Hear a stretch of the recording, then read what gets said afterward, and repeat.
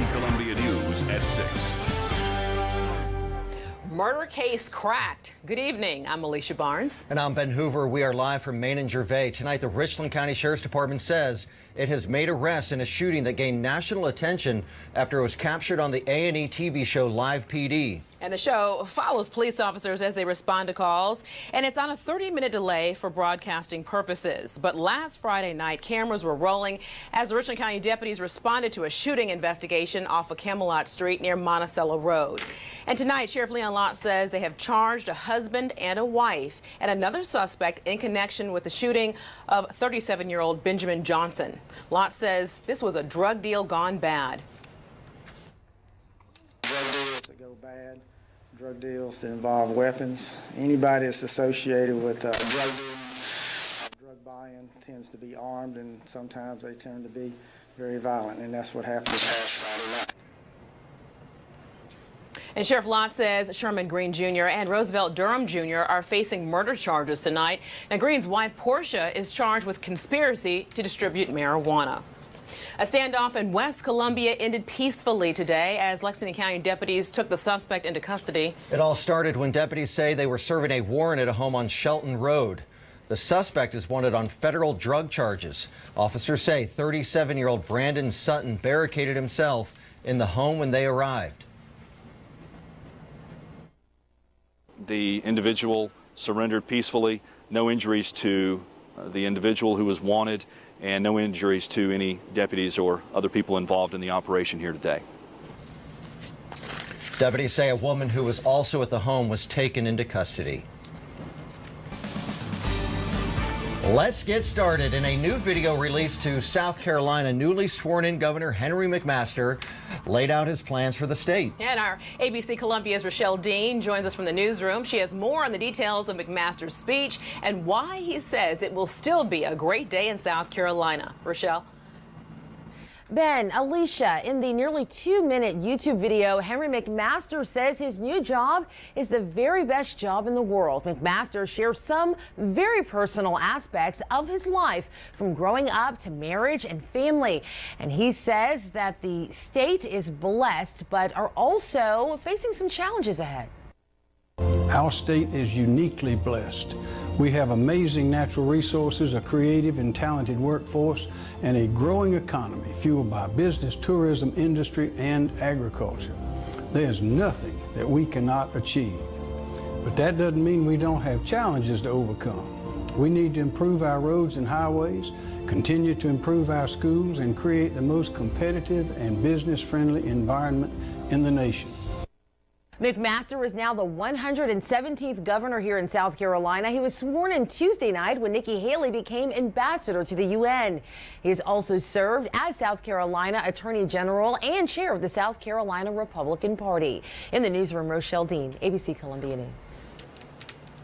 All right, thank you so much, Rochelle. And another sign that progress is being made in the transition of power. Our ABC Columbia crews caught the video this morning of moving trucks outside of the governor's mansion today. Now, the movers were out there this morning appearing to be packing up the last of the first family's personal possessions. Recovery from the historic flood back in 2015 still continues today. State agencies gather to make sure all the resources are available to those in need. The Day of Recovery workshop allowed groups to share updates and lessons learned in disaster recovery following Hurricane Matthew and the flood of October 2015. So this is an example today of getting a broad group of people who are going to be involved in this case, the recovery operation, getting them in a room and establishing those relationships. Among the groups taking part in today's event were the Red Cross and the Salvation Army. Gorgeous evening outside our studios here. Perfect night to maybe go out to dinner with the spouse. Yeah, that's a good little setup. Yeah, or walk around Main Street. Here's Chief Meteorologist John Farley with your forecast. John, no heavy coat needed for today.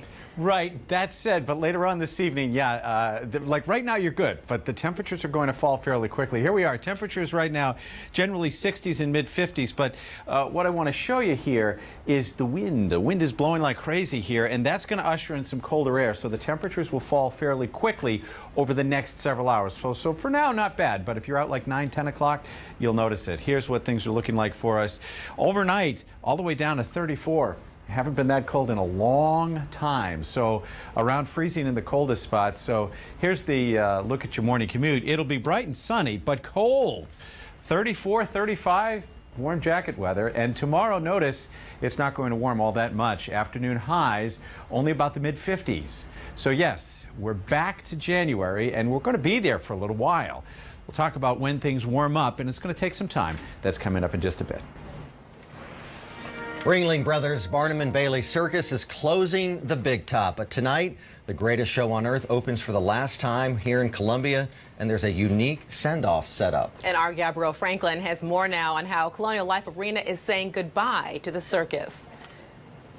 We just want to say thank you. Ringling Brothers and Barnum and Bailey Circus says they will end the greatest show on earth forever in May, citing lower attendance numbers, high operating costs, and retiring those superstar elephants. Circus performers are receiving an overflow of support from the Midlands, thanks to the Colonial Life Arena. We knew there were a lot of memories, and we put out a social media campaign and an email campaign to promote the communities to submit photos of their favorite memories. The initiative got an overwhelming response. Over 500 fans from around the Midlands sent in pictures for the project. We put that all together, did a big banner that said thank you for the memories, and that's actually put backstage, so when the performers are going out on stage, they'll have to pass that. It was about 29 feet by 14 feet high, so it's very large, can't miss it, and all the photos turn into a big mosaic. The banner also features historic pictures from over 47 years of the circus visiting Columbia.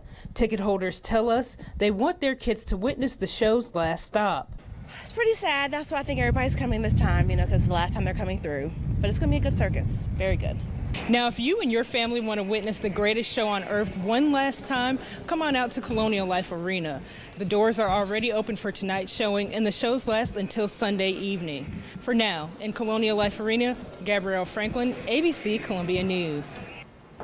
All right, thank you so much, Gabby. And here's the breakdown of that. You have plenty of chances to see the circus this weekend if you're interested in catching it before it closes. Now, tonight's performance, as Gabby just said, is at 7, and tomorrow there will be performances at 10:30, also at 7 p.m. And there are 3 performances on Saturday, 11 a.m., 3 p.m., and 7 p.m., and Sunday at 1:30 p.m. So you have plenty of chances to be able to see the greatest show on earth, but this is your last time to be able to see that show. Yeah.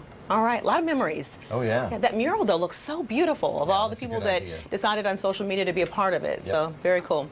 All right, coming up, they're grabbing you by the heartstrings, and it's not Valentine's Day, but there is a message behind the hearts on the State House steps. Find out next. Plus, medical marijuana is a hot topic at the State House this session. That's next.